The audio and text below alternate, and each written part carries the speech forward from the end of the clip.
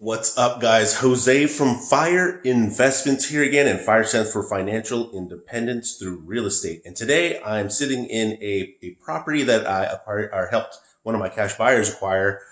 Oh man, this was months ago, but it's at the staging stage at this point, and so we're doing active listings on this thing. It turned out great. It turned out beautiful. I'll end the show with some video of the rest of the house and some pictures, maybe post some stuff on Instagram. But today I am going to go over my cash buyer wish list. Stay tuned.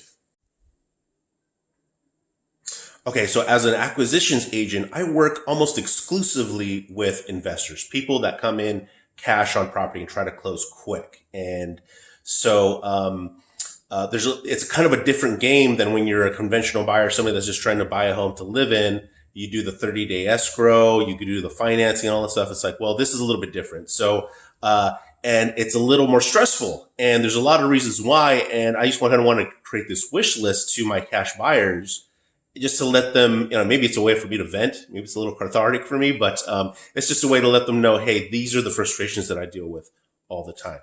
Okay, so number one is getting your earnest deposit money in. So soon as they open escrow, they're expecting that earnest deposit money. And so the very, diligent, persistent escrow companies are going to be calling the listing agent saying, hey, they haven't sent in the earnest deposit money. Where is it? So they call me, and then I have to call basically my cash buyer. And so the sooner you can tell me, hey, if there's anything holding it up for whatever reason, maybe you're still going over some numbers. You need another, you're still waiting for a contractor bid to come in, just to finally send that earnest money deposit. Let me know so I have an answer for them when they call. Okay, so number two on my list is being clear on the exit strategy. So, when we make these cash offers, our intentions are always to flip the property. But, being investors, we're always looking for the most profit with the least amount of effort. And sometimes when we go through the process of acquiring the property, we find out that doing the project might not be the most profit, least effort. Maybe there's another project we've got in a contract. We're like, no, this is actually if we spend more time on this one, it's gonna be made more profitable with the least amount of effort. And so maybe the strategy changes at that point, and the buyer says, we're actually going to just try to wholesale this off to somebody else. And they go through this whole other campaign of wholesaling this thing to their cash buyers.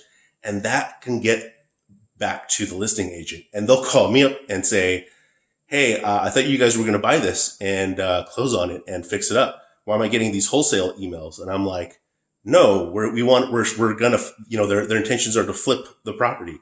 And, they get this email saying they're trying to wholesale it. And so I look like, I look pretty naive, dumb, ignorant, whatever you want to say. And so it'd be nice as for my buyers to tell me, hey, actually things have changed. We're going to wholesale this, or maybe we're not going to close after, whatever, just keep me in the loop. So that's number two on my list.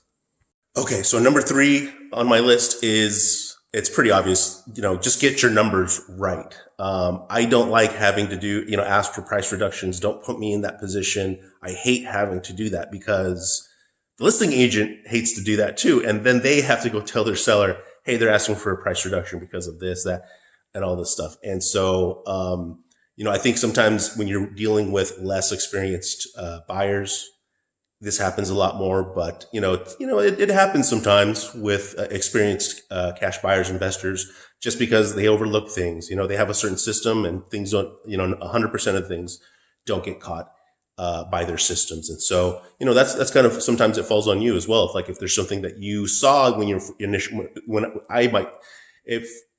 if there's something that I saw in my initial walkthrough or heard from the listing agent that I did not convey to them, that sometimes can, result in miscalculations. So sometimes it could be sometimes my fault, but most of the time it's just, a part of the situation. So, but if you can if you're solid with your numbers, you've got, you're an experienced investor, hopefully you can get your numbers right most of the time. Okay, so finally, The last thing on my list is get your contractors into the property as soon as possible. Before we open escrow is great. Within the inspection period, after we open escrow is even expected. But I know there's been plenty of times where the inspection periods, it's the last day, last couple of days, or maybe even a day afterwards. They're hounding me for the earnest budget deposit. They're asking me to release contingencies.